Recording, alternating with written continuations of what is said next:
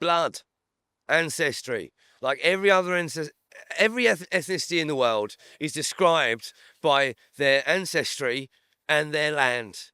Now, that has been called blood and soil in the past, but that phrase has got something of a negative connotation these days. But it boils down to that. My father was born in this country. My father's father was born in this country. And every father going back for all of time that there were humans in this country was born in this country. Like, my grandfather's Welsh. That means my bloodlines have been here at least 3,000 years. In everywhere in the world, an ethnicity is described by a people of genetic collectivity in one place. That's an ethnicity. That's a nation. We've been here for a long time. That's what it means to be English. You are English by your blood. That's it. Like, when we separated India from India and India got its independence, 5 generations of Englishmen had been born in India. They left. They didn't say we're Indians because that would be ridiculous. Because Rudyard Kipling is not an Indian. He was one of them. He's not Indian. He's an Englishman. You know it. I know it. He knew it.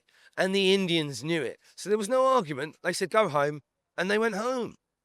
Even though they had been born and raised in another country. So what difference did it make that suddenly, because people are born and raised in my country, they're supposed to be English as well? If anyone can be English, there's no such thing as English. And not everyone can be English. I'm sorry. It's not a human right. Would children of Windrush generations be classed as English in your view? No, they're black, mate. How can they be English? English is an ethnicity. They can't be English. And I said in the last interview the opposite of this. And I was wrong. I've learned in the intervening time that doesn't exist, that an ethnicity is an ethnicity. And I wouldn't want to take away anyone else's heritage. So I asked them not to try and take away mine. What would you say to people who feel deeply English, but whose grandparents came from abroad?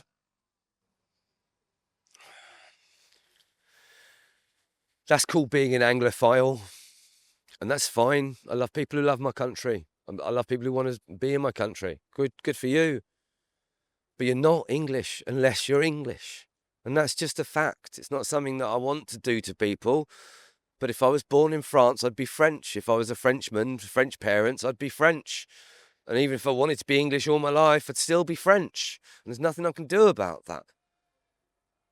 What that means as far as whether these people should or should not stay in our country, that's not on me. Like I said, I'm here to say that Englishmen have the right to discern the future of their own nation. And what they decide is what I shall support.